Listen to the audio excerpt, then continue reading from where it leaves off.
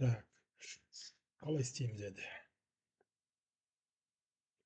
1800-де 450 дейік, без дверей. Так, вкладные стойка, проходная стойка қылайық. Дейік та, цокольный алып тастайық та. Цоколь қажет емес. 450-500, ну, үлкен размер, бірақ жарайды. Енді қара. Мысалға стойка. Стойка қазір қойылмайды. Өйткені бір пролеттық бөлінбейді ғой. Екі пролетке бөлсең, ортасына біреуін қойып береді.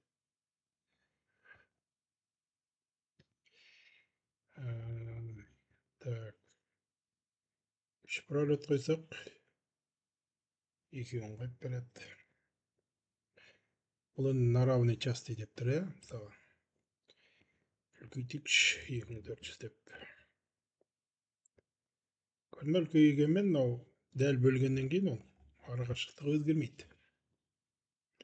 Тең бөліп тұр ол. Ал егер разное члени деп қойсақ, ол кезде вот бір нюанс бар. Енді мысалы мен қазір 2400 дедім, иә.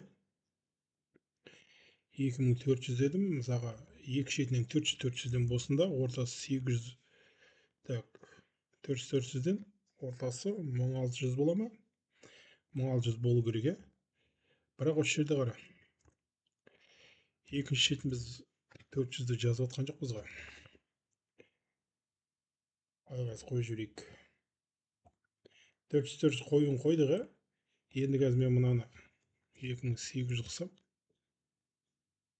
бұл қазір мынау мен мына екеуін не алады, ананы не қылмайды.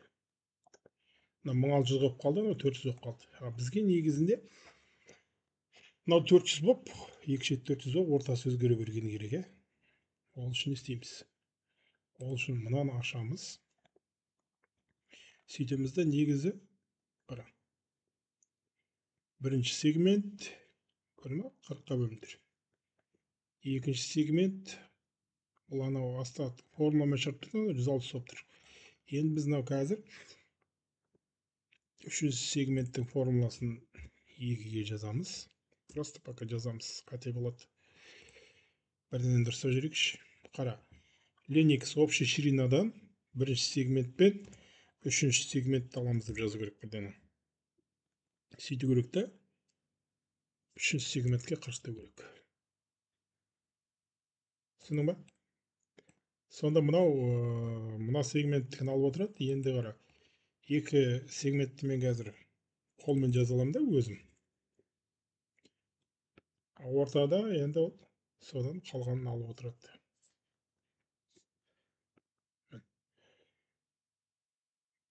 Ол ана жағы тең болу үшін сондай керек жағдай болады. Яруста да тура солай. Мынау пролет горизонтальный болса, ярус деген ол не алып кетеді? Вертикальный алып кетеді. Так, биіктігінде 1800 болайық. Сосын мынау қазір біз мынаны қойдық қоя.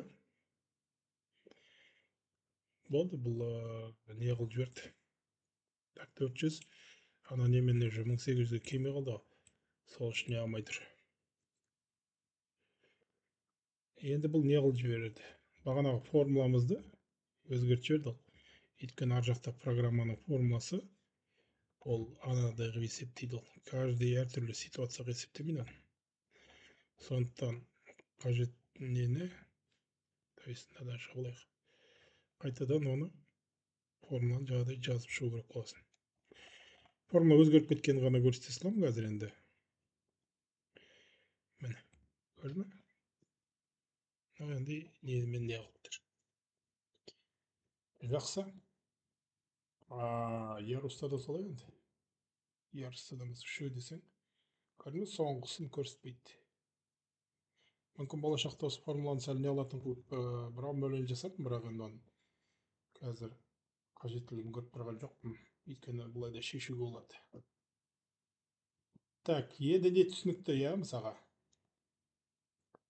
мына жерде мынандай жағдай бар. Енді ары қарай енді күрделендіре берейік. Үшінші пролет пен үшіншіні, иә, енді жеке қояйық бәрін. Ну, равный часть бола берсін, потому что анау ярус туралы не туралы түсінікті болдық енді. Бірақ вертикальныйда равный части деген жоқ, ода қолмен қоямыз. Енді мысалға 400 дейік та, мынаны 1000 дейік та. Стойканы енді қара. Мынау бірінші пролетқа қояды қазір жеке, бірақ 1 мен 1-ге қояды. То есть мына жерде төменге ғана қояды, 400-ге ғана қояды. Болды. Енді мына екіншіден 2-ге қойса, мына аралыққа қояды. 3-ге қойсақ, 2-ден ары қарай апарады. Сөйтіп мына жерде полканың орнын қалдырады, әдетте полка деп жүреді. Ал енді екінші пролетқа 1-ден 3-ге дейін цельный қоюға болады. Сонда енді келесі полканы қоятын болсақ, мысалы полка бірінші пролеттен екінші пролетқа дейін бірінші ярусқа газ қоя салады. Осылай қояды. И мына жерде міне фасадты енді тура солай 3 пролетқа 1-ден қоя салға болады. Мысалға 1-ден тастай саласың. Болмаса біртіндеп, мысалы 1 мен 2 дейді. 1 мен 2-ге бірақ қойып істей салады қазір. Ол бұл жерде ограничение жоқ. Фасадтың несі мынанша болсын деген. Мына жерден абайлау керек. Бірінші кішкентайдан бірінші сылғы кішкентай, екіншісі үлкен болу керек қой, или хотя бы тең болу керек. Крайний пролет 2 болып қалса, ошибка беріп қанақта дұрыс сызбайды. Жалпы принципі осы. Пролет ярус дегенде басталатын жерін, не қылатын жерін түсініп отырсаң, болды. Так, мынаны қазір мына фасадты өшіріп сияқты бүйтейік енді мысалға.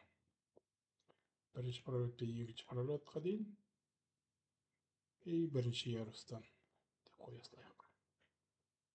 Астыңғы жағына. И енді 2-ден 3-ге дейін деп бүйтіп қоя салайық.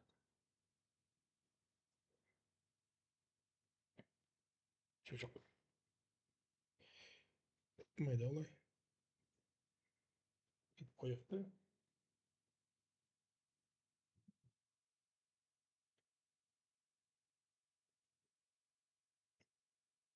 Мына жерге қойып тастаймыз ба? Міне. Жәшікті аламыз да. Так, екінші пролеттің арасынан 2 мен 3. Так, жәшігінің биіктігін енді үлкенірек қылайық енді 300-ден. Ставить. Қойсайды деу. Жәшік енді үлкенірек, кішкене анда не қылатын болғанда сәл ұзағырақ тұрады. Осылай міне. Осыны түсініп алсаң, жасай бересің ғой. Бірақ енді мына жерде бір нәрсені жасамадым мен. Мысалға түсінікті ғой принцип оны. Мынаны бір жерде жәшікке ат қойылмайды, полкаға ат қойылмайды, сол үшін empty деп тұр. А мысалы полка салатын болсаң, полка ма, верхний, нижний, сарга ма, крышка ма атын қойған дұрыс. Фасадта да солай. Фальш панель деп тұр. Негізі фальш панельді қойып көрген жоқпын мен. Бұмен. Фальш панельді қою үшін ол сыртына шығару керек қой. Ярустан минус қою керек бола ма, или қолмен қоя ма, оны көрген жоқ болса, оны көру керек енді. Жалпы осы тағы да не нәрсе айтуға болады. Енді егер ұмытып кеткен болсам, мысалы, мынаның атын өзгерткім келсе, мынадан кіресің да, крышка деп қоя салайық енді. Сосын міне. Мынаған өзін таңдап, неге барсаң өзі яғни бірінші кірішке 1797 деп өз аты солай неге шығады спецификацияға. мына жерде осы басқа ненің бәрі функцияның бәрі көрсетілді. Тағы не нәрсе қалды? Тағы да не болса, жалпы видео түсіре беремін ғой басқа.